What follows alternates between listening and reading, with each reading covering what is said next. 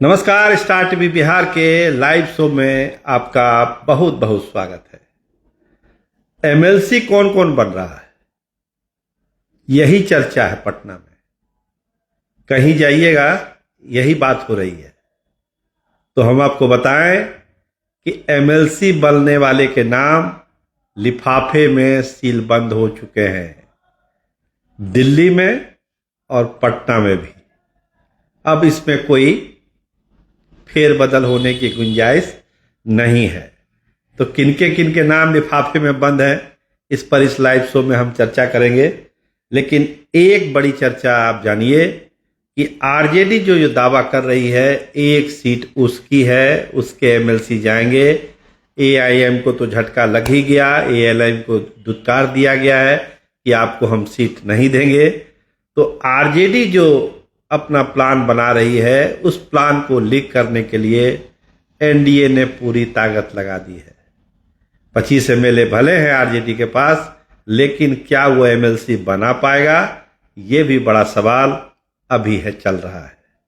और बांकीपुर जहां पे उपचुनाव होना है, नितिन नवीन भी उतर गए हैं, कैंपेनिंग हो रही है, विचार विमर्श हो रहा है। और प्रशांत किशोर को लेकर एक बड़ी खबर यह है कि प्रशांत किशोर अगर चुनाव खुद लड़ते हैं तब बहुत सारी पार्टियां उनका समर्थन कर सकती है, किसी दूसरे के नाम पर कोई पार्टी उनको समर्थन नहीं करेगी।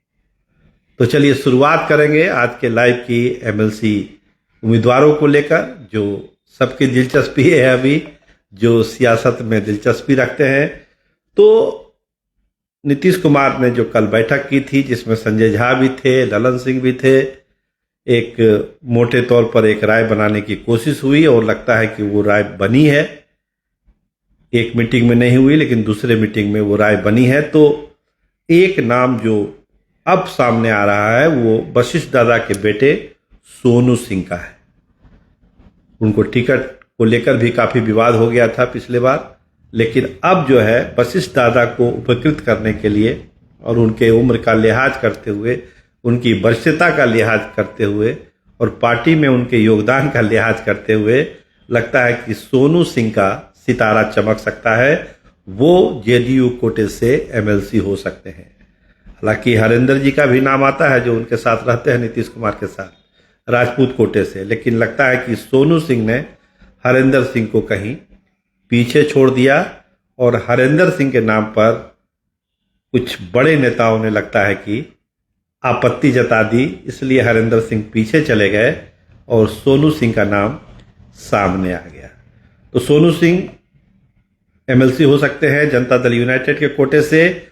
और दो नाम, एक नाम जो एकदम पर्दे के पीछे था, झिलमिल पता चल रहा था, वो नाम है मनीष वर्मा का। तो मनीष वर्मा के नाम पर भी लगता है कि सहमति बन गई है, वो भी एमएलसी हो गए जेडीयू कोटा से। क्योंकि देखिए 4 सीटें, एक निशांत के नाम पर तो कोई कंफ्यूजन है नहीं, 4 सीटें आनी है जेडीयू के खाते में, तो एक नाम पर तो कोई कंफ्यूजन ही नहीं है।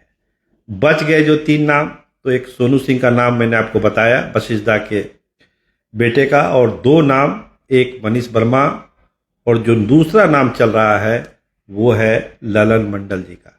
पिछले बार छूट गए थे, लेकिन इस बार जो है एडजस्टमेंट लगता है कि उनका फुल टर्म वाले में हो रहा है। तो ये 3 नामों की चर्चा है। नाम तो ढेर ही आए, हमने कहा ना, जैसे हरिंदर सिंह का भी नाम चल रहा था, सुमित सिंह का भी नाम चल रहा था, बहुत सारे नाम एमएलसी के लिए चल रहे थे, कुछ नए नए नेताओं के भी नाम चल रहे थे। लेकिन अंततः जो एक बात बनी बड़े नेताओं की बैठक में, वो यही बनी कि इन नामों पर ही अंतिम मोहर लगाया जाए और लिफाफे में इनके नाम को सीलबंद किया जाए। तो सोनू सिंह, मनीष वर्मा, ललन मंडल, ये 3 बड़े नाम। जो बड़े नाम छूटे हैं उसमें हरिंदर कुमार हैं, सुमित कुमार हैं। इन नामों पर बहुत गंभीरता से विचार हुआ, लेकिन अलग अलग कारणों से लगता है कि ये लोग छूटे हैं। हालांकि जोर अभी भी लगा रहे हैं ये लोग, प्रयास में कमी नहीं है, जोर अभी भी लग रहा है कि एडजस्टमेंट हो, लेकिन एडजस्टमेंट होना अब तो लगता है थोड़ा मुश्किल है। लेकिन कोशिश इन नेताओं की तरफ से भी जारी है कि इनको बनाया जाए। बीजेपी का जो लिफाफा है वो दिल्ली में बंद हुआ, यहाँ तो बंद हुआ नहीं, यहाँ से तो 12 नाम चले गए थे।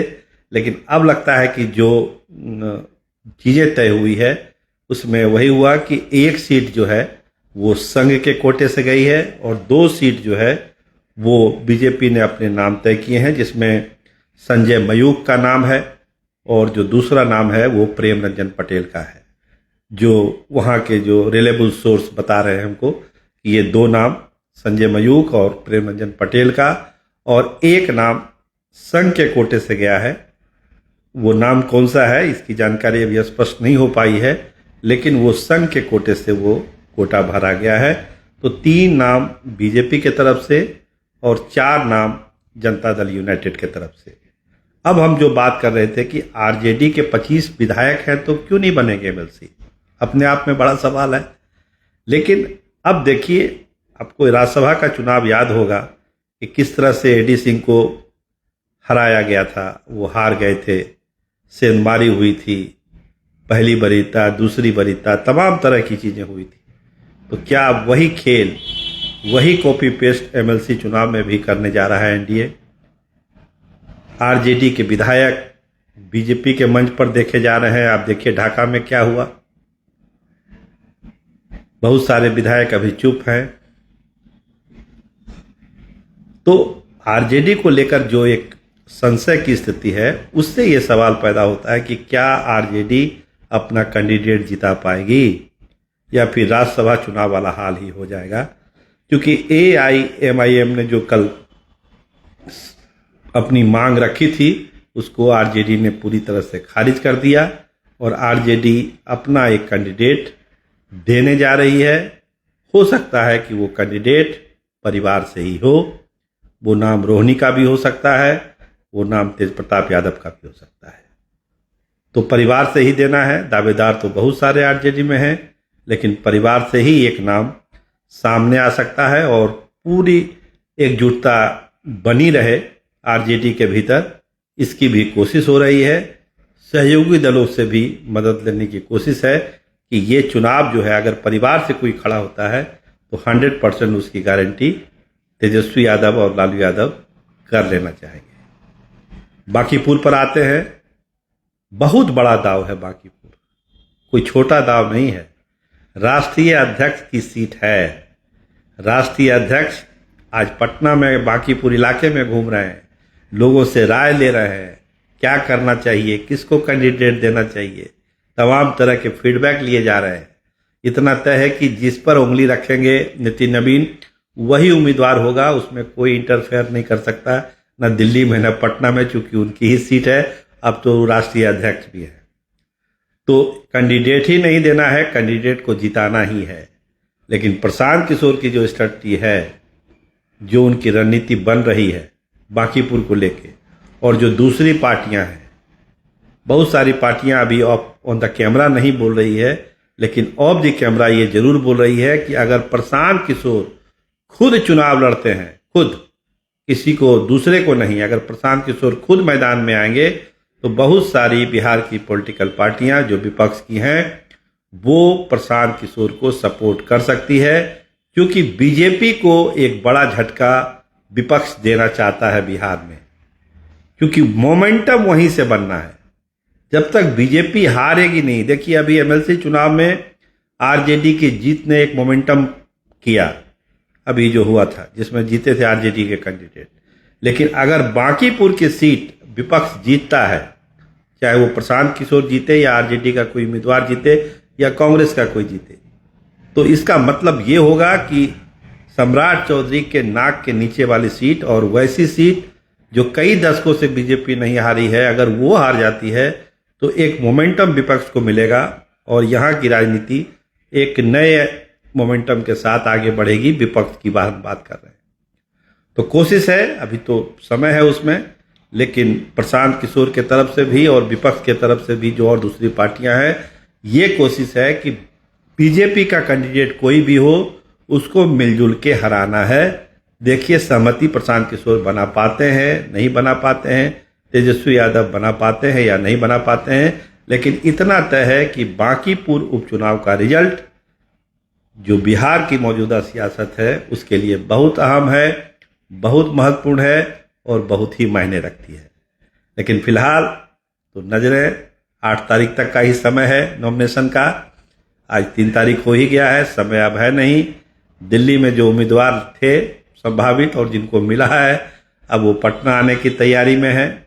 लगता है कि 5 तारीख को बीजेपी अपने नाम, कैंडिडेट के नाम का अनाउंस कर देगी। वो चिट्ठी जो आती है अरुण सिंह के दस्तखत से, वो चिट्ठी 5 तारीख तक जारी हो सकती है।